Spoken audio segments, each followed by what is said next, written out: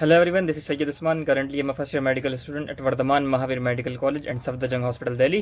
और यार last 13 days बचे हैं, लास्ट 13-14 डेज़ बचे हैं आपके नीट के एग्ज़ाम के लिए, ठीक है। और काफ़ी आप परेशान भी होंगे कई चीज़ों को लेके।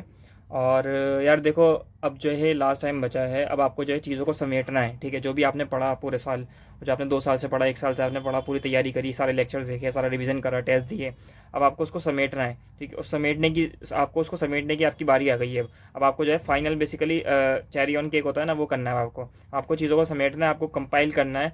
और अब जो करना है आपको चीज़ें, वो ऐसा करना है कि आप जो है पेपर में अच्छा परफॉर्म कर पाओ। आपने पूरे साल पढ़ा, लेकिन कोई ये नहीं पूछेगा कि आपने कैसे पढ़ा। अब आपको परफॉर्म करना है ना, कोई नहीं पूछने वाला कि आपने कैसे पढ़ा। अब मैटर क्या करता है कि जो है आप जो है पेपर में कैसे परफॉर्म करोगे। तो यार कुछ चीज़ें ऐसी बता रहा हूँ, ठीक है, जो आपको अवॉइड करनी है पूरी तरीके से।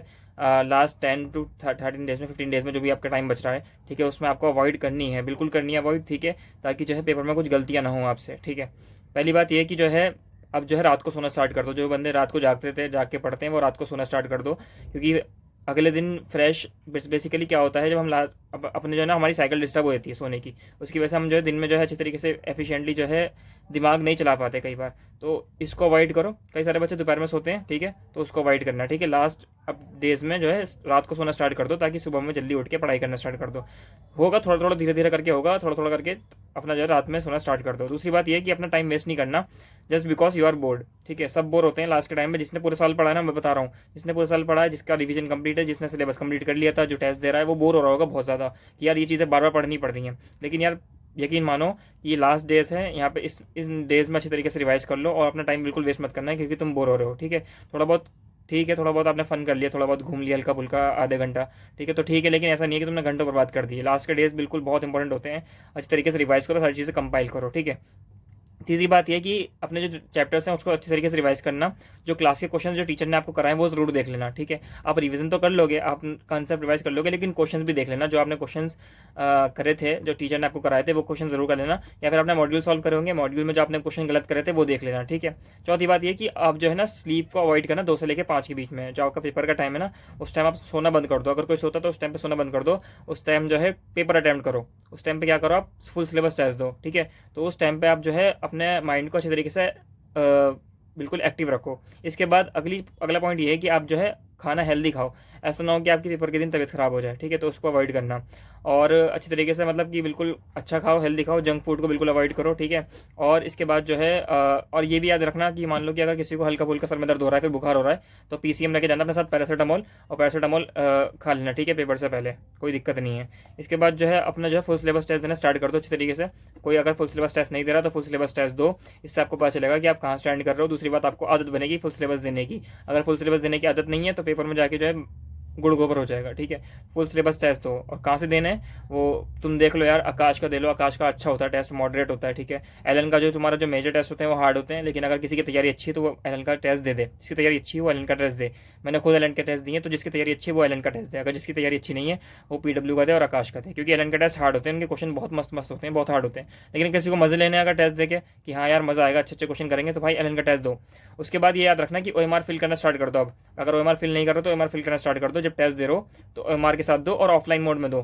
कि जो बच्चे ऑनलाइन टेस्ट दे रहे थे वो क्वेश्चन पेपर को निकलवाओ, ऑफलाइन कॉपी निकलवाओ और ओएमआर पे टेस्ट दो, पेन पेपर पे टेस्ट दो। क्योंकि ऑनलाइन टेस्ट देना अलग चीज़ होती है, ऑफलाइन टेस्ट देना अलग चीज़ होती है। ऑफलाइन में मार्क्स कम आते हैं, याद रखना। किसी से पूछ लेना जो ऑनलाइन टेस्ट देते हैं और ऑफलाइन टेस्ट देने जाते हैं, उनके ऑफलाइन में मार्क्स कम आते हैं, क्योंकि ऑफलाइन में चीज़ें डिफरेंट होती हैं, ठीक है। तो एमआर पे दो, पेन पेपर पे दो, ठीक है। उसके बाद तुम जो है अपना रिलैक्स रखो अपने दिमाग को, और पैनिक नहीं होना है, ठीक है। एंड टाइम में पैनिक होकर कुछ नहीं होने का। देखो पैनिक होकर कुछ नहीं मिलता, बिल्कुल कुछ नहीं मिलता। रिलैक्स रहो, जो होगा देखा जाएगा। पूरे साल मेहनत करिए, ठीक है, मेहनत करिए, अच्छे तरीके से पढ़ा है, रिवीजन करा है, टेस्ट दिए हैं, टेंशन नहीं लेनी है, पढ़ना है बस, ठीक है। पढ़ो, मेहनत करो। 15 दिन बचे हैं, 12-13 दिन बचे। अपना अच्छे तरीके से रिलैक्स रह के पेपर देकर आना है, कोई टेंशन नहीं लेनी। होगा होगा, नहीं होगा देखा जाएगा, ठीक है। लेकिन हमने पढ़ा है तो हमने मेहनत करी, तो हम रिलैक्स रहेंगे, हमें कोई टेंशन नहीं किसी भी चीज़ की, ठीक है। उसके बाद जो तुमने अब जो टेस्ट दोगे, फुल सिलेबस टेस्ट दोगे, मान लो कि अगर आपने 10 फुल सिलेबस टेस्ट दिए, तो आप उसमें अपनी जो गलतियाँ देखना और उसको नोट डाउन कर लेना, ठीक है। उसको एक पेपर बना लो, एक कॉपी बना लो, उसमें आपको लिखने हैं वो, ठीक है, गलतियाँ आपको अपनी, और वो गलतियों को आप जो आपको क्या करना है, रिवाइज करना है। कब रिवाइज करना है? पेपर में जाने से पहले आपको देख के जाना वाली गलतियाँ, क्योंकि वाली गलतियाँ आप रिपीट कर सकते हो पेपर में, ठीक है। तो वो गलती रिपीट ना हो, इसलिए वाली गलतियों को नोट डाउन करो और उसको अच्छी तरीके से रिवाइज करके जाना, ठीक है। ये बहुत इंपॉर्टेंट पॉइंट बता रहा हूँ, क्योंकि मान लो अगर आपने एक फुल सिलेबस टेस्ट में आपने कम से कम 10 गलतियाँ करी, और आपने 10 से ज़्यादा ही गलती कर देते हैं हम, 15 गलतियाँ कर दी, और अगर आपने अभी 15 फुल सिलेबस टेस्ट दिए और कुछ PYQs के पेपर्स दिए, तो आपके पास कम से कम 200-250 क्वेश्चन तो ऐसे होंगे जो आपने गलतियाँ कर रखी होंगी, ठीक है। तो बहुत बड़ा मेजर पोर्शन ऐसा आ जाएगा आपके हाथ में जो आप गलतियाँ कर सकते हो पेपर में जाके। तो उसको अवॉइड करने के लिए आप उसको नोट डाउन कर लो, वाले क्वेश्चन लिखो, वाले कंसेप्ट लिखो जो आप भूल रहे हो, ठीक है। इसके बाद आप क्या करो, कॉन्फिडेंस में रहो यार। अब ऐसा नहीं है कि जो तुम कॉन्फिडेंस लो करके जा रहे हो कि यार यार मार्क्स नहीं आ रहे, कुछ भी हो सकता है पेपर में, कुछ भी हो सकता है। हो सकता है पेपर बहुत आसान आ जाए और तुम्हारे 650 चले जाए, हो सकता है पेपर बहुत हार्ड है जिसके 650 टेस्ट में आ रहे हैं उसके जो है 550 रह जाए। मैं ये नहीं कह रहा कि यार तुमने मेहनत करी है तो जो है तुमने कुछ नहीं करा और तुम्हारे बहुत सारे मार्क्स आ जाएंगे, ऐसा कुछ नहीं है। लेकिन हो सकता है तुम 550 स्कोर कर रहे हो, तुम 500 स्कोर कर रहे हो अभी टेस्ट में, लेकिन जो है तुम्हारा हो सकता है नीट के दिन 650 चले जाए। ये पॉसिबल है भाई, मैंने लाइव एग्जाम्पल पिछले साल देखा है। मेरा दोस्त था एक, ठीक है, उसके कभी 550 नहीं आ रहे थे, 500 आते थे टेस्ट में, ठीक है, 500-550 के करीब आते थे टेस्ट में, और उसके नीट में जो है 650 प्लस आ गए, ठीक है। तो ऐसा होता है यार, पेपर हो सकता है आसान आ जाए, ठीक है। उसके बायो में कभी टेस्ट में 300 से ऊपर नहीं जा रहे थे, एलन का टेस्ट देते थे हम, तो उसके बायो में 300 से ऊपर नहीं जाते थे, उसके बायो में 360 आए। तो भाई होप लूज़ नहीं करनी, ठीक है, बिल्कुल भी, और कॉन्फिडेंस में जाना है, पेपर फोड़ कर आना है, ठीक है, जितना होगा देख करके आएंगे। इसके बाद जो तुम्हारा जो 4 मई का दिन होगा, क्योंकि 5 मई का एग्जाम है, तो एक दिन पहले थोड़ा सा रिलैक्स कर लेना, ठीक है।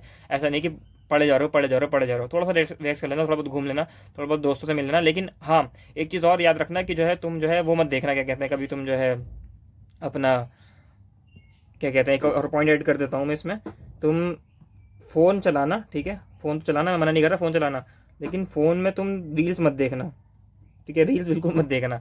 रील्स, पेपर में रील्स याद आएंगी, पेपर में जो है ना फिर वो गाने चलेंगे उल्टे सीधे जो रील्स में चलते हैं ना, वो रील्स मत देखना, ठीक है, रील्स नहीं देखना। कुछ थोड़ा बहुत एंटरटेनमेंट वाली चीज़ देख लेना, लेकिन रील्स वगैरह मत देखना बिल्कुल। तो ये चीज़ अवॉइड करो, और ठीक है, आप पेपर अच्छे तरीके से देकर आना है, कोई दिक्कत वाली बात नहीं है, और रिवीजन अच्छी तरीके से करते रहो। और अच्छी लगी वीडियो तो यार लाइक कर देना, ठीक है, और थैंक यू सो मच, और शेयर कर देना इसको जिसको इसकी ज़रूरत हो सुनने की, और thank you so much, bye bye.